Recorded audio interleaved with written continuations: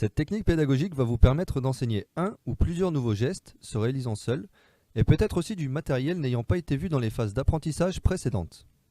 Elle fait souvent suite à un apport de connaissances théoriques. Chronologiquement, elle se déroule en 3 phases. La démonstration en temps réel, la démonstration commentée justifiée et la reformulation. Je vais vous expliquer par étapes votre rôle et celui de vos apprenants dans chacune de ces phases.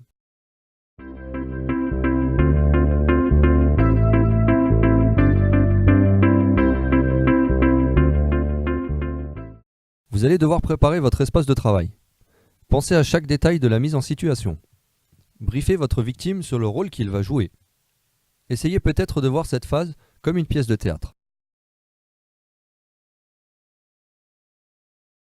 Vous êtes les acteurs, le public est là et il vous observe.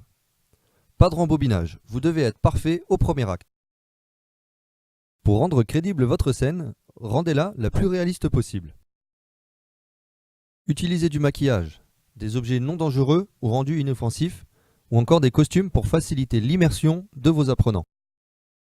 L'adulte retient 30% de ce qu'il voit. Soyez donc irréprochable dans la réalisation des gestes, d'autant plus que vos spectateurs les découvrent pour la première fois.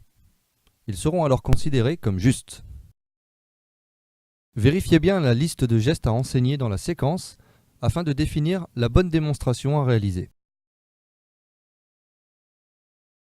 Lorsque vous avez terminé et si une nouvelle préparation est nécessaire, il est conseillé de faire une rupture de lieu pour que la victime puisse se remettre en place. Optimisez ce temps pour poser des questions afin de savoir si vos apprenants ont bien compris la situation. Attention à ne pas tomber dans le piège de l'apport de connaissances, celui-ci arrive juste après.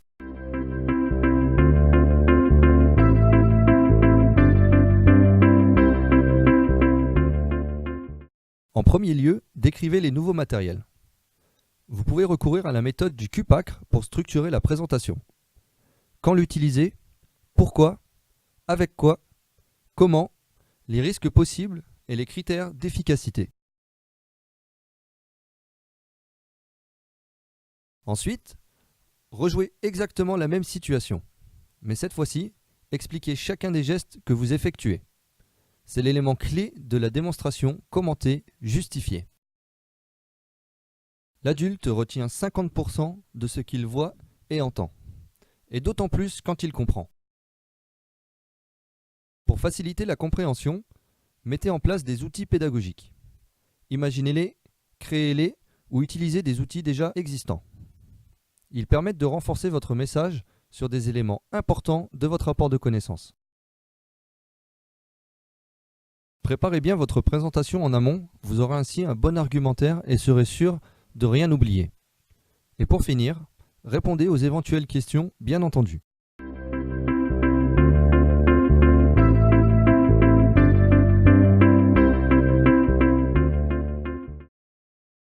Pour cette dernière étape, vous allez vous assurer que le message a bien été compris. C'est ce qu'on appelle le feedback. Vous allez donc jouer le rôle d'un robot et être dirigé par vos apprenants. Attendez d'eux de vous faire refaire chacun des gestes. Vous pouvez les aider en posant des questions sur la suite de la conduite à tenir ou sur les justifications. Sachez que l'adulte retient 80% de ce qu'il dit. C'est-à-dire qu'avec ces 3 phases, la démonstration en temps réel, la démonstration commentée justifiée et la reformulation, nous mobilisons presque l'intégralité de la capacité d'apprentissage d'un adulte.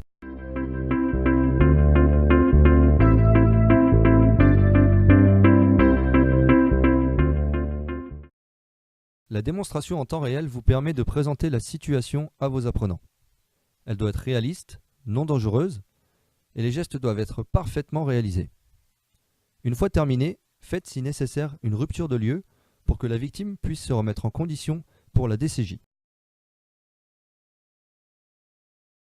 La démonstration commentée justifiée va vous permettre de présenter le matériel ainsi que tous les gestes effectués.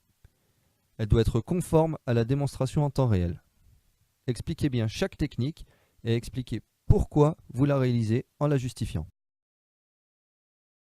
Pour finir, la reformulation sera utile pour savoir si vos apprenants ont bien compris ce que vous venez de leur enseigner. Il vous dirige dans chaque étape de la conduite à tenir et vous explique chaque geste.